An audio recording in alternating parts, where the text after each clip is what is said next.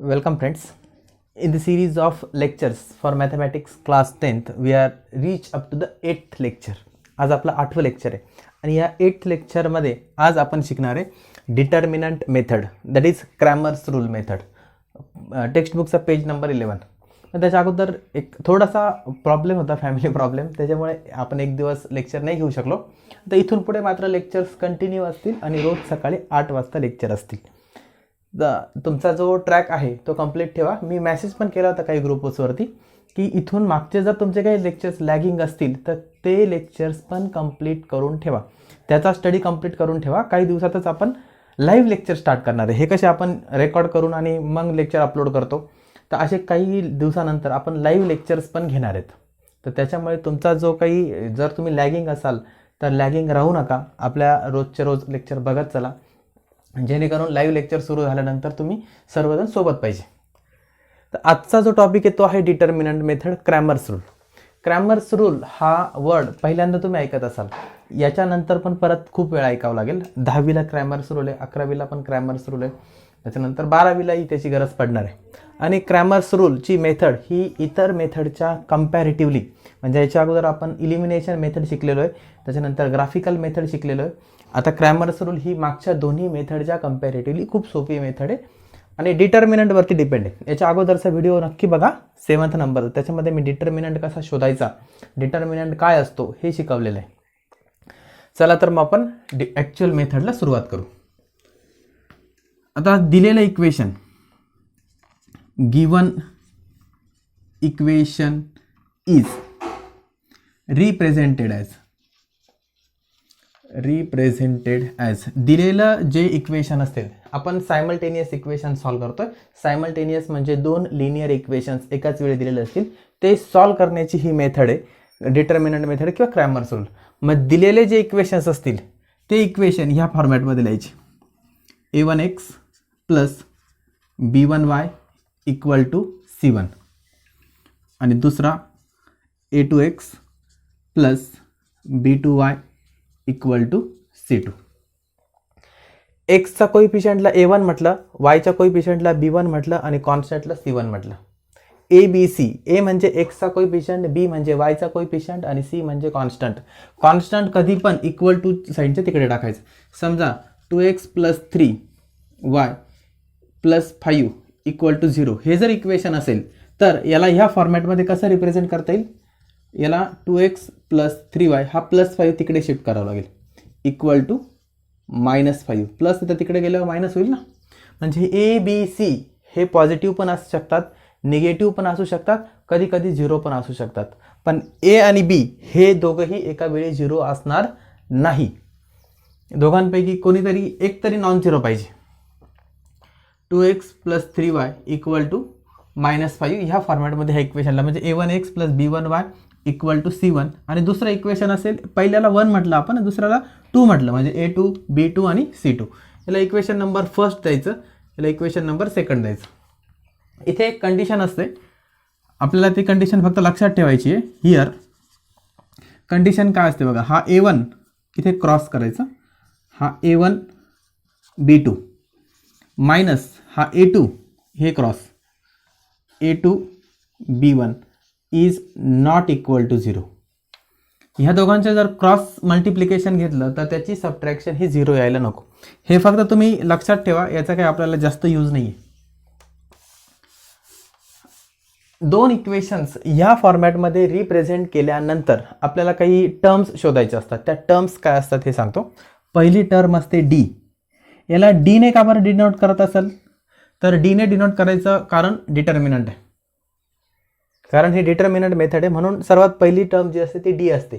तर हा डी काय असतो, हा डी असतो a1, हा डी म्हणजे डिटर्मिनंट असतो पहिली गोष्ट. तर a1 b1 a2 b2 हा डी म्हणजे काय असतो, a1 b1 a2 b2. याच्यानंतर हा डी झाल्यानंतर पुढचा असतो dx. तर dx काय असतो हे समजून घ्या. dx काय असतो, एक्सचे कोइफिशियंट काय आहेत, पहिल्या इक्वेशनमध्ये एक्सचा कोइफिशियंट a1 आहे, दुसऱ्या इक्वेशनमध्ये एक्सचा कोइफिशियंट a2 आहे. म्हणजे a1 आणि a2 हे काय आहेत, तर एक्सचे कोइफिशियंट आहे. आणि आपण काय शोधतोय, dx शोधतोय. डी एक्स शोधताना जे काही एक्सचे कोइफिशियंट असतील ते रिप्लेस करायचे, म्हणजे हे A1 आणि A2 रिप्लेस करायचे. कशाने रिप्लेस करायचे? ह्या कॉन्स्टंटने रिप्लेस करायचे, C1 C2ने. म्हणजे डी एक्स हा काय असेल, इथे C1 आणि इथे C2 आणि इथे B1 B2 आहे तसेच ठेवायचे, B1 B2. आपला जो ओरिजिनल डी आहे त्याच्यामधले A1 आणि A2 हे रिप्लेस करायचे कशाने? C1 आणि C2ने. मग आपल्याला जो मिळतो तो डी एक्स असतो. याच्यानंतर डी एक्स नंतर डी वाय शोधायचं आहे आपल्याला. डी वाय मी इकडे लिहितो, डी वाय. आता डी एक्स शोधण्यासाठी काय केलं होतं, ह्या डी मधून एक्सचे कोइफिशियंट आपण रिप्लेस केले होते C1 C2ने. डी वाय शोधण्यासाठी वायचे कोइफिशियंट रिप्लेस करायचे, ते पण C1 C2नेच रिप्लेस करायचे. मग आता पहिला तर A1 A2 तसाच राहील. वायचे कोइफिशियंट रिप्लेस करायचे, कशाने रिप्लेस करायचे? C1 C2ने रिप्लेस करायचे. आणि डी एक्स आणि डी वाय एकदा का आपल्याला मिळाला की त्याच्यानंतर आपण एक्स शोधायचा. एक्स कसा शोधायचा? एक्सचा फॉर्म्युला असतो D x divided by D आणि वायचा फॉर्म्युला असतो D Y divided by D. आणि हे डिटर्मिनंट कसे सोडवायचे हे मी शिकवलेलं आहे. मागचं पूर्ण लेक्चर आपण फक्त डिटर्मिनंटवर घेतलं आहे, तरीसुद्धा सांगतो. ह्या दोघांचं क्रॉस मल्टिप्लिकेशन करायचं असतं. म्हणजे हा A1 B2 मायनस हा A2 B1, हा त्याचा डिटर्मिनंट असतो. हा डिटर्मिनंट काय येईल? ह्या दोघांचा क्रॉस मल्टिप्लिकेशन, म्हणजे C1 B2 मायनस ह्या दोघांचा क्रॉस मल्टिप्लिकेशन C2 B1. हा डिटर्मिनंट काय येईल? A1 C2 minus A2 C1.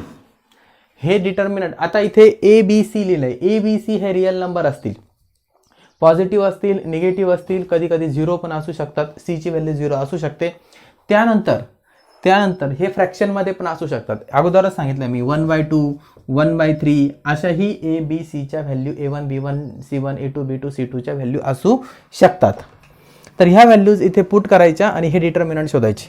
D X D Y. X is equal to असतं डी एक्स अपॉन डी आणि वाय इक्वल टू असतं डी वाय अपॉन डी. हा झाला त्याचा फॉर्मॅट. याच्या स्टेप्स, ही झाली पहिली स्टेप, दिलेलं इक्वेशन या फॉर्मॅटमध्ये लिहिणे. डी एक्स आणि डी वाय शोधणे ही झाली दुसरी स्टेप. आणि थर्ड स्टेप काय आहे तर एक्स आणि वाय शोधणे ही झाली थर्ड स्टेप. 3 स्टेपमध्ये आपण हे एक्झाम्पल सॉल्व करत असतो. एवढं पॉज करून नोट डाऊन करा. Next question number 3. आपण क्वेश्चन नंबर 1 आणि क्वेश्चन नंबर 2 सॉल्व केला. इथं प्रॅक्टिस सेटचं नाव लिहायचं राहिलं. हा प्रॅक्टिस सेट काय आहे 1.3. प्रॅक्टिस सेट आपण 1.3 सॉल्व करतोय. त्याच्यामध्ये क्वेश्चन नंबर 1 आणि क्वेश्चन नंबर 2 आपण ऑलरेडी सॉल्व केलेला आहे. डिटर्मिनंटवर होता तो. आणि आता क्वेश्चन नंबर 3 सॉल्व करतोय आपण. तर क्वेश्चन काय आहे? Solve the following simultaneous equation using Cramer's rule. दिलेले इक्वेशन्स हे क्रॅमर्स रूलने सोडवायचे आहेत. 2 इक्वेशन्स दिलेले आहेत, 3x - 4y = 10 आणि 4x + 3y = 5. आता याच्यानंतर इथे स्टेप वाईज सॉल्व करायचा. काय करायचं? सर्वात पहिल्यांदा इक्वेशनला नंबर द्यायची. 3x - 4y = 10. याला इक्वेशन नंबर फर्स्ट दिला. याला इथे लिहितो मी कम्पेअरिंग विथ. कशासोबत कम्पेअर करायचं? A1x + B1y = C1. आता हे equation already A1x B1y = C1 फॉर्मॅटमध्ये आहे, कारण हा कॉन्स्टंट इक्वल टूच्या राईट हँड साईडला आहे. जर तो इक्वल टूच्या राईट हँड साईडला नसेल तर तो तसा शिफ्ट करून घ्यायचा. आता इथे ऑलरेडी तो तसाच दिलेला आहे, त्याच्यामुळे आपल्याला काहीही करायची गरज नाही आहे. ह्या दोघांना जर आपण कम्पेअर केलं तर काय मिळेल आपल्याला? वी गेट काय मिळेल आपल्याला? A1 इथे एक्सचा कोइफिशियंट काय आहे? A1 इथे एक्सचा कोइफिशियंट काय आहे? 3. म्हणजे आपल्याला मिळेल A1 = 3 प्लस इथे पण प्लस आहे, इथे मायनस आहे, इथे प्लस आहे, इथे मायनस आहे. वायचा कोइफिशियंट इथे B1 आहे, पण इथे प्लस B1 आहे आणि इथे वायचा कोइफिशियंट इथे -4 आहे. म्हणजे B1 = काय येईल? -4. आणि नेक्स्ट C1 इथे इक्वल टू नंतर इथे C1 आहे, इथे इक्वल टू नंतर इथे काय 10 आहे. म्हणजे C1 = काय यायला पाहिजे? 10 यायला पाहिजे. सेम सेकंड इक्वेशनसाठी अल्सो 4x + 3y = 5. याला पण कम्पेअर करायचं. कशासोबत कम्पेअर करणार? आता comparing with a2x plus b2y equal to c2. याला इक्वेशन नंबर 2 पण देऊन घेऊ आपण. वी गेट, कम्पेअर केला, इथे एक्सचा कोइफिशियंट a2 आहे, इथे 4 आहे, म्हणजे a2 इज इक्वल टू काय होईल 4 होईल. b2 इक्वल टू काय होईल, b2 इक्वल टू काय होईल 3 होईल. आणि इथे c2 दिलेला आहे, c2 इज इक्वल टू इथे काय येईल 5 येईल. a2 b2 c2 मिळाला, a1 b1 c1 1 मिळाला. यानंतर आपल्याला शोधायचा असतो डी, dx आणि dy. Now D is equal to, D म्हणजे डिटर्मिनंट. डी मध्ये काय असतं, डी मध्ये फक्त a1 b1 आणि a2 b2 असतो. डी मध्ये असतो a1 b1 a2 b2. मग इथे इक्वल टू व्हॅल्यूज पुट करून घ्यायच्या. मग a1 b1 a2 b2च्या a1 b1 म्हणजे 3 - 4, 3 - 4 आणि a2 b2 किती आहे 4 3 इज इक्वल टू, आता याचा क्रॉस मल्टिप्लिकेशन करून घ्यायचं. हे किती होईल 3 3 जा 9. इथे मध्ये मायनस साईन असतं, बाय डिफॉल्ट मायनस साईन असतं. आणि हे 4 आणि हा -4, 4 4 जा 16 होतं, पण हा मायनस आहे म्हणजे हे काय होईल -16 होईल. मग इक्वल टू, किंवा इथे लिहितो मी इक्वल टू 9 मायनस मायनस काय होईल मायनस मायनस प्लस होईल. 9 + 16 इज इक्वल टू किती येईल 25. फर्स्ट डीची व्हॅल्यू किती मिळाली आपल्याला 25. डी शोधला आपण. अजून याच्यानंतर काय शोधायचं आहे dx साठी सांगितलं तुम्हाला. हे जे एक्सचे कोइफिशियंट आहे म्हणजे हे a1 a2 आहे, हे a1 a2 रिप्लेस करायचे. कशाने रिप्लेस करायचे, c1 c2 ने रिप्लेस करायचे. मग ह्या a1 a2च्या ऐवजी इथे घ्यायचं c1 c2, पुढचे b1 b2 आहे तसेच ठेवायचे इक्वल टू. आता याची इथे याच्या व्हॅल्यूज टाकून घ्यायच्या. c1 c2ची व्हॅल्यू काय 10 आणि 5,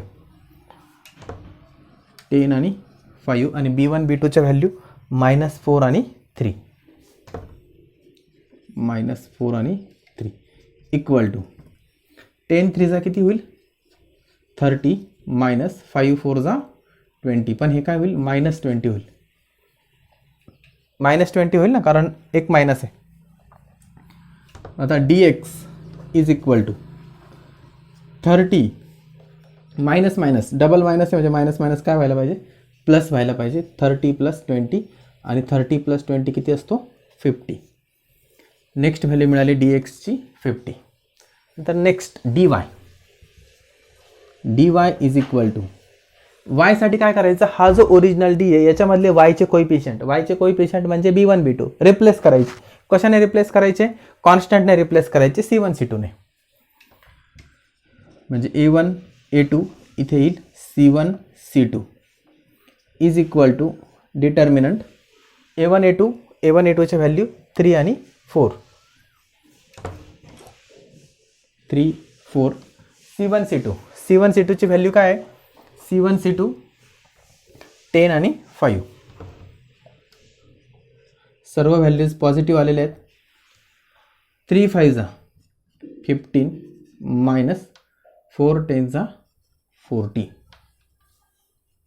dy इक्वल टू 15 - 40 किती येईल, हे किती येईल -25. हा झाला dx dy आणि d, ह्या 3 व्हॅल्यूज आपण शोधलेल्या आहेत. आता x y z शोधायचं आहे. एवढं पॉज करा एकदा आणि नोट डाऊन करा. याच्यामध्ये आपली लास्ट स्टेप बाकी आहे. लास्ट स्टेप काय, x इज इक्वल टू, एक्सचा फॉर्म्युला काय असतो, x इज इक्वल टू असतं dx/d. dxची व्हॅल्यू मिळाली आपल्याला, किती व्हॅल्यू ती 50 अपॉन d ची व्हॅल्यू किती आहे 25. 50/25 म्हणजे किती येईल हे 2. 50 2 जा 25 2 जा 50 होता. नेक्स्ट y इक्वल टू काय असतं मग dy/d. dy ची व्हॅल्यू काय मिळाली आपल्याला -25 आणि d ची व्हॅल्यू 25. 25 कॅन्सल होऊन गेला तर काय उरणार आहे 1. म्हणजे इथे x इज इक्वल टू मिळतं 2 आणि y इक्वल टू मिळालं -1. मग फायनल आन्सर कसं लिहायचं, answer solution of equation is X comma Y is equal to एक्सची व्हॅल्यू अगोदर लिहायची असते, वायची व्हॅल्यू नंतर लिहायची असते, 2,-1. हे झालं आपलं फायनल आन्सर. पॉज करा आणि नोट डाऊन करा. नेक्स्ट एक्झाम्पल, 4x + 3y - 4 = 0 आणि सेकंड इक्वेशन दिलं आहे 6x = 8 - 5y. आता हे आपल्या फॉर्मॅटमध्ये दिलेलं नाही आहे, याला त्या फॉर्मॅटमध्ये कन्व्हर्ट करून घ्यावं लागेल. आपण फर्स्ट इक्वेशन लिहून घेऊ. First equation 4x + 3y - 4 = 0 that is ax + by = c, म्हणजे हा कॉन्स्टंट जो आहे तो ऑपोजिट साईडला पाहिजे आणि एक्सचा कोइफिशियंट अगोदर पाहिजे, वायचा कोइफिशियंट नंतर पाहिजे आणि इक्वल टू नंतर हा -4 आहे, तिकडे गेल्यावर काय होईल +4 होईल. याला इक्वेशन नंबर फर्स्ट द्यायचं. याला कम्पेअर करायचं, comparing with a1x + b1y = c1. We get एक्सचा कोइफिशियंट a1, इथे एक्सचा कोइफिशियंट काय 4, म्हणजे a1 = 4, b1 = 3 अँड c1 = 4. हे झाले a1 b1 c1. Similarly for second equation, now 6x = 8 - 5y. हे पण फॉर्मॅटमध्ये नाही आहे. मग इथे एक्सचा कोइफिशियंट नंतर वायचा कोइफिशियंट आणि इक्वल टू नंतर कॉन्स्टंट पाहिजे. मग दॅट इज ह्याच इक्वेशनला कसं मॉडिफाय करता येईल आपल्याला, 6x हा -5y इकडे आणायचा, इकडे आल्यावर काय होईल +5y होईल = 8. याला इक्वेशन नंबर सेकंड. कम्पेअरिंग, याचं स्टँडर्ड इक्वेशन काय असतं, comparing with a2x + b2y = c2. We get काय मिळेल आपल्याला, मग a2 एक्सचा कोइफिशियंट इथे a2 आहे, इथे काय 6 आहे, a2 = 6, b2 = 5 and c2 = 8. 6, 5 and 8. Values मिळाल्यानंतर याच्यानंतर डिटर्मिनंट शोधायचे असतं आपल्याला. तर सर्वात फर्स्ट डिटर्मिनंट आपण शोधतो D. D is equal to काय असतं, a1 b1 second row a2 b2. याला आपण वगैरे म्हणायचं नाही आहे, ती फर्स्ट रो आणि सेकंड रो. हा झाला first determinant a1 b1 a2 b2 is equal to determinant values a1 b1च्या व्हॅल्यूज काय आहेत, a1 b1च्या व्हॅल्यूज 4 आणि 3. या इक्वेशनमधून तुम्ही व्हॅल्यूज घेऊ शकता किंवा इथेही लिहिल्याचे आपण इथूनही घेऊ शकता. इक्वेशनमधून घेतलं तर जास्त सोपं आहे. a2 b2च्या व्हॅल्यू काय आहेत 6 आणि 5 इज इक्वल टू काय होईल, cross multiplication 4 5 = 20 - 6 3 = 18. d is equal to 20 - 18 is equal to 20 - 18 किती 2. d ची व्हॅल्यू मिळते 2. यानंतर नेक्स्ट डिटर्मिनंट डी नंतर कोणता असतो, dx. आणि dx साठी सांगितलंय हा जो ओरिजिनल d आहे त्याच्यामधले एक्सचे कोइफिशियंट म्हणजेच a1 a2 रिप्लेस करायचे. कशाने रिप्लेस करायचे, तर कॉन्स्टंटने रिप्लेस करायचे. म्हणजे a1 a2 रिप्लेस करायचे c1 c2 ने. इथे येईल c1 c2, इथे येईल b1 b2 is equal to values put करून घ्यायचे. c1 आणि c2 ची व्हॅल्यू, c1 आणि c2 ची व्हॅल्यू 4 आणि 8, 4 8 आणि b1 b2 च्या व्हॅल्यू 3 आणि 5. क्रॉस मल्टिप्लिकेशन 4 5 = 20 आणि 8 3 = 24. dx इक्वल टू काय आहे 20 - 24 इज इक्वल टू किती येईल हे -4. नेक्स्ट dx ची व्हॅल्यू किती आली -4.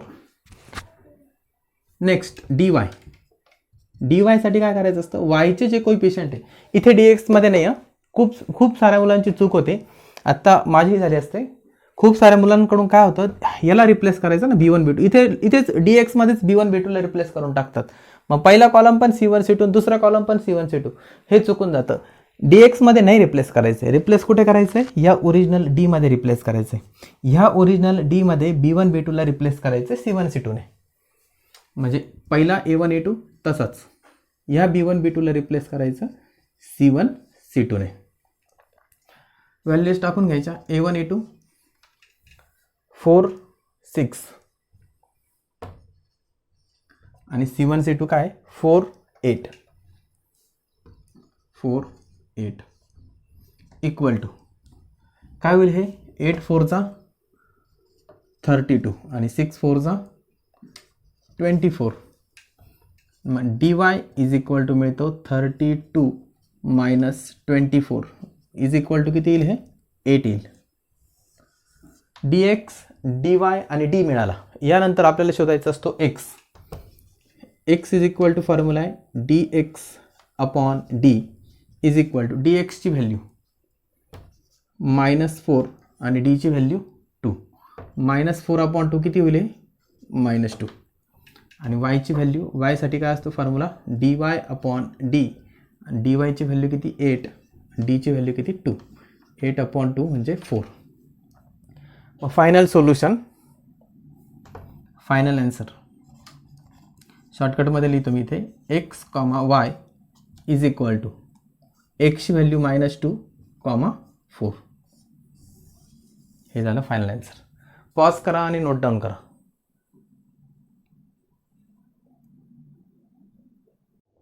Next example. 2 एक्झाम्पल आपण सोडवले, त्याच्यामुळे तुम्हाला हे एक्झाम्पल आता सोपे वाटायला लागले असतील. तर तुम्ही एकदा पॉज करा आणि स्वतः ट्राय करून बघा. आणि पॉज करून झालं असेल तर मग आता इकडे लक्ष द्या आणि माझ्या आन्सरसोबत तुमचा आन्सर मॅच करा. काय करायचं असतं, सर्वात पहिल्यांदा इक्वेशन ॲज इट इज लिहून घ्यायचं. x plus 2y equal to -1, ax plus by equal to c. Constant opposite साईडला आहे, x आणि yचं कोएफिशियंट एका साईडला आहे. हे प्रॉपर फॉर्मॅटमध्ये आहे का नाही बघून घ्यायचं. जर प्रॉपर फॉर्मॅटमध्ये असेल तर इथेच याला इक्वेशन नंबर 1 देऊन घ्यायचं. जर ते प्रॉपर फॉर्मॅटमध्ये नसेल तर त्याला प्रॉपर फॉर्मॅटमध्ये कन्वर्ट करून घ्यायचं. हे झालं फर्स्ट एक्झाम्पल. याला काय करायचं असतं, आपल्याला कम्पेअर करायचं असतं. कम्पेअरिंग विथ, कशासोबत कम्पेअर करतो आपण, a1x plus b1y equal to c1 सोबत कम्पेअर करतो. वी गेट, आपल्याला a1 b1 आणि c1च्या किमती शोधायच्या असतात. मग a1, आता इथे xचा कोएफिशियंट काहीच नाही आहे आणि गुणाकारामध्ये काहीच नसेल तर मित्रांनो, गुणाकारात काहीच नसेल तर काय असतो, 1 असतो. म्हणजे a1 ची व्हॅल्यू किती 1. b1 yचा कोएफिशियंट इथे दिलेला आहे 2. इथे +2 आहे म्हणून आपण फक्त 2 लिहिलं. 2 लिहिलं म्हणजे बाय डिफॉल्ट तो +2च असतो, हे तर तुम्हाला माहीतच आहे. नेक्स्ट c1 इक्वल टू, इथे -1 आहे, इथे -1 घ्यावं लागेल. हे झालं फर्स्ट इक्वेशन. अल्सो सेकंड इक्वेशनसाठी 2x - 3y इक्वल टू 12. याला a2 b2 c2 सोबत कम्पेअर करायचं. Comparing with a2x plus b2y equal to c2. We get, काय मिळणार आपल्याला, मग a2 ची व्हॅल्यू किती, a2 is equal to 2, b2 आता इथे -3 आहे, -3 आणि c2 इक्वल टू किती 12. a1 b1 c1 a2 b2 c2च्या value मिळाल्यानंतर आपल्याला शोधायचं असतो d dx आणि dy. Now d equal to काय असतो, d a1 b1 a2 b2 is equal to a1 b1च्या व्हॅल्यू इथे 1 आणि सेकंड इक्वेशन, याला सेकंड नंबर द्यायचा राहिला 1 आणि 2. 1 2 b1 b2 2 आणि -3 क्रॉस मल्टिप्लिकेशन करून घ्यायचं. 1 × -3 किती होईल, -3 होईल. -2 × 2 किती 4. म्हणजे d इक्वल टू मिळतो -3 -4. -3 -4 किती, दोघांचं साईन जर सारखंच असेल भलेही ते मायनस असो तर त्यांची ॲडिशन होते आणि मोठ्या संख्येचं चिन्ह, तर दोघांचं साईन सारखंच आहे म्हणून त्यांची ॲडिशन होईल. 3 + 4 7 आणि दोघंही मायनस आहे म्हणून ॲन्सर पण मायनस. -3 -4 -7 होतं. हा झाला डी. त्याच्यानंतर पुढचं शोधायचं असतो dx. dxमध्ये काय सांगितलं तुम्हाला, डीचा पहिला कॉलम म्हणजे एक्सच्या कोइफिशियंटवाला कॉलम रिप्लेस करायचा. कशाने रिप्लेस करायचा असतो तो, कॉन्स्टंटने रिप्लेस करायचा असतो. म्हणजे a1 a2ला रिप्लेस करायचं असतं c1 c2ने आणि b1 b2 तसंच equal to c1 c2. c1 c2 किती, -1 आणि 12, -1 आणि 12 आणि b1 b2 किती, 2 आणि -3, 2 आणि -3. dx इक्वल टू काय येईल, -1 × -3 मायनस मायनस काय होऊन जाईल, प्लस होऊन जाईल 3 -12 × 4, 12 × 2, 12 × 2 12 दोन्ही किती होतात, 24 होतात, 24. 3 - 24 किती येईल बरं हे, -21. दोघांची सबट्रॅक्शन होईल ना, आणि सबट्रॅक्शन नंतर मोठ्या संख्येचं चिन्ह. 24 मोठा आहे, निगेटिव्ह आहे म्हणून ॲन्सर पण negative. Next dy equal to, आता ओरिजिनल डीमध्ये वायचे कोइफिशियंट रिप्लेस करायचे कॉन्स्टंटने.